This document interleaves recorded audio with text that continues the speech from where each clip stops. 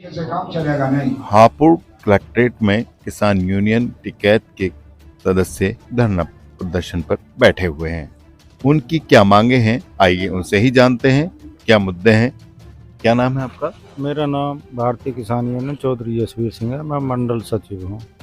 हाँ जी।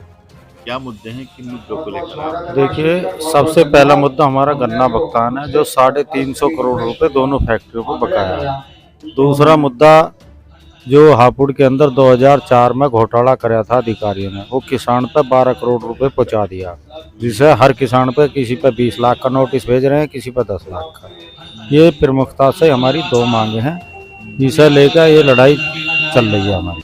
भारतीय किसान यूनियन के राष्ट्रीय उपाध्यक्ष हमारे साथ हैं, उनसे बात करेंगे किन मुद्दों को लेकर वो यहाँ पर धरने पर बैठे हैं। ये सारी बातें आपके सामने होंगी। जी, आपका बहुत बहुत स्वागत है। जिस तरह से आप धरने पर बैठे हैं, तो किन मुद्दों को लेकर यहाँ पर धरना? मेरा नाम कुशल पाल आर्य है, जी भारतीय किसान यूनियन टिकैत संगठन से राष्ट्रीय उपाध्यक्ष। जी। हमारा जो ये धरना चल रहा है, हमारे किसानों के 10 मुद्दे हैं जी। उस पे हमारी 2 दिन में चर्चा हुई है, अधिकारियों से वार्ता हुई है और उसका समाधान भी हुआ। बाकी हमारे 2 मुद्दे हैं यहाँ पर, जिन पे हम यहाँ बैठे हुए हैं। वो है गन्ना पेमेंट। उसमें हमें ये कहना है, जितना किसान का मैं ब्याज के बकाया है जी। उसे 2 किस्तों में दे दो जी। एक में आप नहीं दे सकते। आप एक में नहीं दे सकते। मांग तो हमारी यही है कि हमें पूरा पैसा दिया जाए। प्रशासन का कहना है कि आप टुकड़ों में ले लो, थोड़ा थोड़ा करके ले लो। हम कहते हैं थोड़ा थोड़ा नहीं, हमें 2 हिस्सों में पैसा दे दो। आप इकट्ठा कर लो, 4 दिन का, 10 दिन का, 5 दिन का, 20 दिन का समय मांगो कि हम इतने दिन में आपको पेमेंट कर देंगे। हम यहाँ बैठे हैं, जिस दिन आप पेमेंट हमें आधा दे देंगे उस दिन हम उठने की बात सोचेंगे। तो दूसरा क्या मुद्दा है? दूसरा मुद्दा है, जो 250 करोड़ रुपए बिजली का घोटाला यहाँ हुआ था हापुड़ डिवीजन में, चोरी की आपके विभाग ने, चोरी कराई जिले के प्रशासन ने। किसान पे उसके बिल हैं, किसान ने पैसा जमा कर दिया, किसान पे आपके बिल हैं, तो फिर किसान पे वो पैसा बाकी कहाँ कैसे रह गया? बाकी कैसे रह गया? आप उसे खत्म करो।